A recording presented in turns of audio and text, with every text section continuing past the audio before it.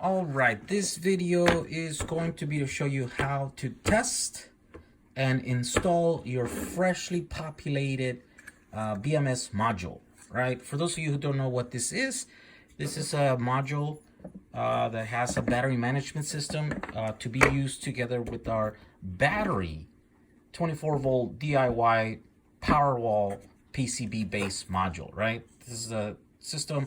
There's a link on the bottom to show you where to buy all the stuff, how it works, how to assemble it. And now that you have it all assembled, let me show you how to test it to make sure that all of these BMS units are working.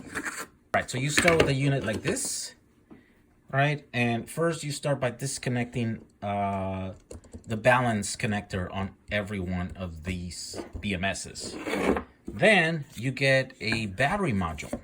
Here we go. This is a battery module. It's got 7 cells. Make sure the cells are the same capacity, right? Similar capacity and similar voltage. Try not to populate your boards with too much dissimilar capacities and voltage. And to test that, I have made this little cable here with the ribbon cables with the IDC systems that we're using. And here we go. We're about to test this, right? So you see this battery here is not too bad, right? Okay, maybe you can see it better there. So there's a variance of what? Does it say 84 millivolts? I think that's the delta is 84 millivolts. And it's 1 through 7, it's a 7S. Yeah, there's a slightly bit, but they're okay. It's not too bad, okay? So now that we know that, you make it like this, you populate it, you use these little guys here on the bottom to isolate it so that when you put it up on a bench like this, you minimize the risk of shorting out. These right here are electrified. This one's a positive, this one's the negative. So once you have that, you bring in your BMS module. And then in order to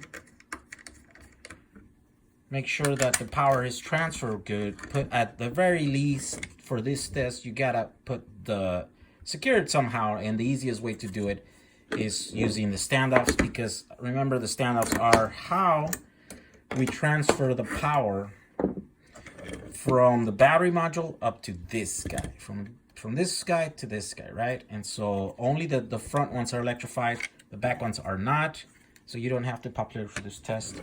Okay, you gotta use some kind of system here to make sure that there's power or not. So there's no power coming out of this board right now, and there should be no power because the BMSs should be off. There's no way for these BMSs to check that the voltages on these cells are correct, so there should be no power. So in order for these to get the power for each cell, use the little cable like this here, and then we put this guy in here. Okay, so now all the voltages for the balance leads from this board are being transferred to this board, to the BMS board, right? All right, so to check to see that every one of these ones works, what you do is you connect the balance connector here. That way it's going to basically get all the voltages from the 7 cells in here, right? And if all the voltages check, if they're within 3.3 volts and 4.2, then it should turn on the MOSFETs and it should get power from here to here, connecting the circuit and then energizing this guy right here. So let's connect the first one. Bam, there it is. You see that? Right? So it just check and it turns its MOSFETs, right? So there we go. That one works. You disconnect it, no more power. Let's connect this guy. Bam, as soon as you connect it, look at that, it gets power. There we go, so that one works also. Disconnect it. Then let's do the third one. Bam, there we go. So now we have power. So that means each of these boards works. When it sees the right power, it connects the battery. All right, next, let's check the under voltage and over voltage cutoff on these guys, right? And the way you do that is I've installed this little guy here along with the BMS, and so it was gonna let us monitor the cells, right? And so right now, again, these are not perfectly balanced, but they're okay. They're all, you know, within 71 millivolts difference of each other.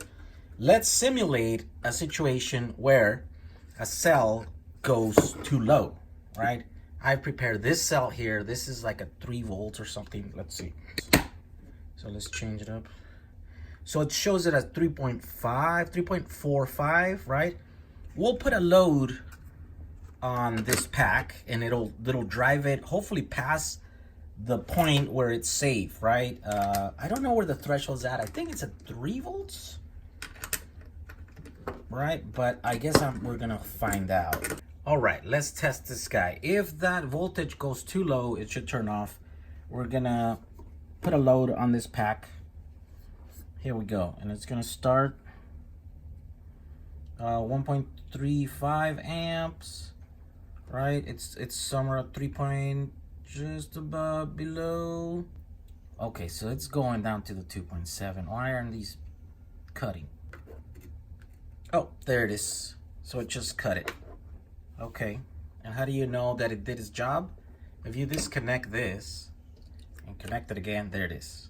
It rebooted the system, right? So again, if you keep that load on there, right? Yeah, there we go. So let's do it again, just to make sure that it's repeatable. Right, so it's 3. This one, the load is, yeah, so it turns off right away. For some reason, that first time around, it let it go for a little while, down to 2.7, but then eventually cut it. Now, let's check the upper limit. And the way we do that is we just replace that cell with a cell that is all the way fully charged, right? Here we go. Disconnect this guy. This cell right here should be all the way to the top. Yeah, look at that, 4.17.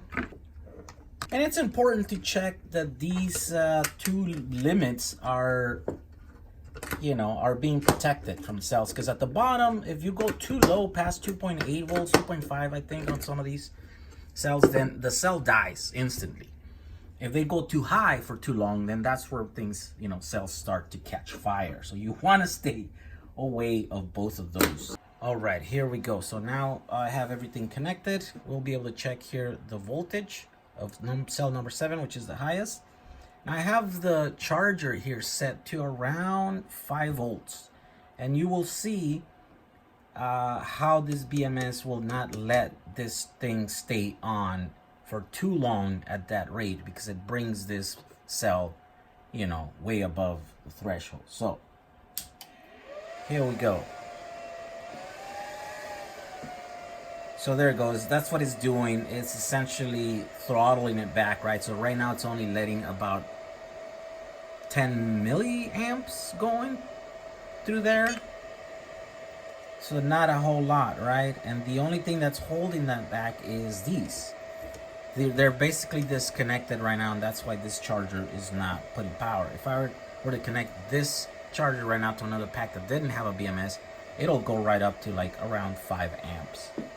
And no matter how much I push it, if I push it harder, if I increase the amps on these charger, yep, it just doesn't let it go higher. All right, and just to prove it, let's connect it to a pack that is not BMS'd, and let's see how far that charger will go. Okay, so here we go. It'll go, ooh, it's going all the way almost to, so it's tittering between, you know, 4 and 9 amps. It's a bit wild on the lower power modes on this guy, right? Here we go, above 10, I think it starts getting more stable. There it is, 8. Now it's holding that constant 8. You can go higher. Yeah, 10. Yeah, so this pack right now is much bigger, so I can handle much more voltage. But this one, the single cells, can't handle much, right? Let's see. Here we go, around 8 is pretty stable. Let's see what happens when we connect that to the other pack.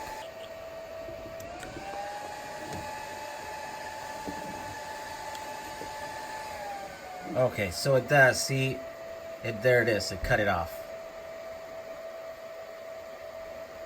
And it's letting just a tiny bit of power through, about 10 milliamps, or what is that, 1/10 of an amp, right?